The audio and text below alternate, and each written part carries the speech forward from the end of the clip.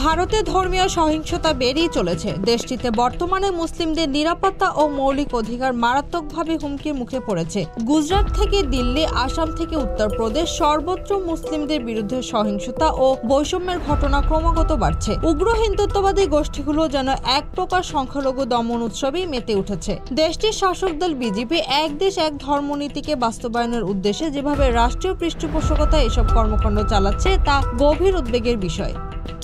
সম্প্রতি middle east মনিটরের প্রকাশিত একটি তথ্যচিত্রে এসব নিপীড়নের ভয়াবহ বিবরণ তুলে ধরা হয়েছে। তথ্যচিত্রে দেখানো হয় ভারতে মুসলিমদের বিরুদ্ধে রাষ্ট্রীয় মদদে চলমান নিপীড়নের অংশ। ভেঙে ফেলা হচ্ছে বহু পুরনো মসজিদ। অন্যদিকে বোরখা পরিহিত নারীদের হয়রানি, মুসলিম ব্যবসায়ীদের দোকানে হামলা, ধর্মীয় উৎসবে বাধা সৃষ্টি, মসজিদ ধ্বংস সহ একাধিক ঘটনা এখন নিত্য নৈমিত্তিক হয়ে দাঁড়িয়েছে। এই পরিস্থিতিকে অনেকেই ইসরায়েলের দখলদার ও নিপীড়নমূলক নীতির সঙ্গে তুলনা করছেন। বিশেষজ্ঞদের মতে ভারতের এই পরিবর্তন শুধু অভ্যন্তরীণ শান্তি ও স্থিতিশীলতার জন্যই হুমকি নয়, বরং গোটা উপমহাদেশে এক উদ্বেগজনক বার্তা পৌঁছে দিচ্ছে। এই অবস্থায় দক্ষিণ এশিয়ার জাতিগত ও ধর্মীয় সহাবস্থানের ভবিষ্যৎ নিয়েও প্রশ্ন দেখা দিয়েছে।